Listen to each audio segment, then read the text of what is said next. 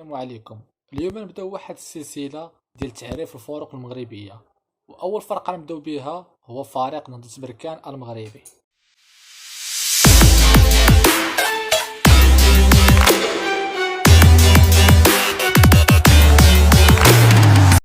فريق نهضة بركان هو واحد من الأندية المغربية الكبيرة في مجال كرة القدم، وكيتعتبر من الفرق اللي حققت نجاحات كبيرة في السنوات الأخيرة سواء على الصعيد المحلي أو القاري.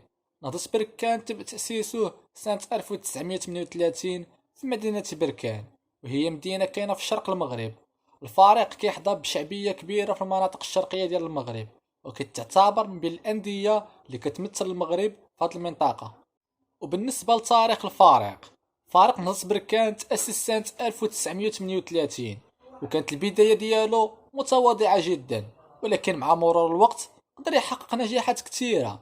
الفريق كيشارك في الدوري المغربي الممتاز اللي هي البطولة الاحترافية، وكيتعتبر واحد من الأندية اللي ديما كيتنافسوا على الألقاب. وحاليا في هذا الموسم فريق نهضة بركان هو المتصدر ديال الدوري المغربي. ودابا غنهضروا على الإنجازات اللي دارها فريق نهضة بركان. رغم أن نهضة بركان ما عندوش نفس التاريخ الكبير بحال الأندية الكبرى بحال فريق الرجاء البيضاوي والوداد البيضاوي والمغرب الرياضي الفاسي، إلا أنه حقق إنجازات كبيرة في السنوات الأخيرة، حيث فاز بكأس كونفدرالية إفريقية سنة 2020، وهذا الإنجاز كان تاريخي بالنسبة للفريق. وفاز بكأس العرش سنة 2018 ضد فريق الوداد الرياضي الفاسي، وهو واحد من الألقاب المهمة في المغرب. وفاز بالسوبر الافريقي سنة 2020 بعد فوزه على فريق الترجي الرياضي التونسي، وهو واحد من الألقاب الكبيرة على المستوى القاري.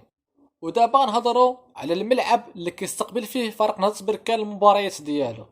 نهضة بركان كيستقبل المباريات ديالو في ملعب بركان اللي هو واحد من الملاعب الجيدة في المغرب، والملعب كيتسع لعدد كبير من الجماهير واللي كيكونوا ديما حاضرين باش يساندوا الفريق ديالهم. وجماهير نهضة بركان معروفة بالحب ديالها الكبير للفريق وبالتشجيع ديالها المستمر.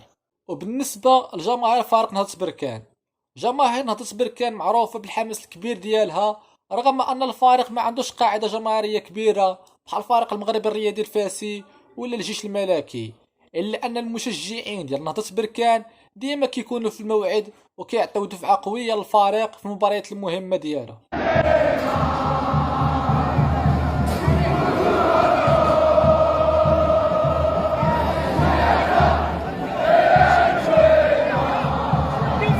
من الخصائص ديال الفريق، الوان الفريق ديال نهضة بركان هما جوج الوان اللي هو اللون البرتقالي واللون الابيض، وهاد الالوان كتمثل الهويه ديال الفريق.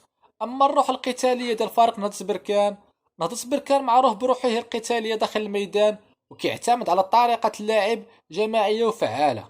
والتحديات المستقبليه ديال فريق نهضة بركان، رغم النجاحات الكبيره اللي حققها الفريق في الفتره الاخيره، الا ان نهضة بركان كيواجه تحديات كبيره باش يضل في القائمه.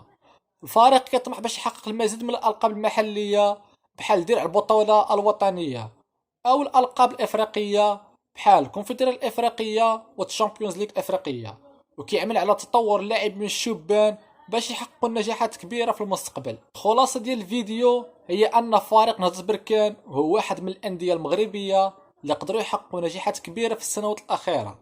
الفريق فاز بعدة الألقاب من بينها كأس كونفدرالية الإفريقية وكأس العرش، وكيواصل التنافس على الألقاب المحلية والإفريقية، رغم أن الفريق ما عندوش نفس الشهرة ديال الأندية الكبرى في المغرب، إلا أن فريق نهضة بركان كيظل من بين الأندية القوية واللي عندها جمهور مخلص وكيحب ويشجع فريق ديالو في كل الأوقات.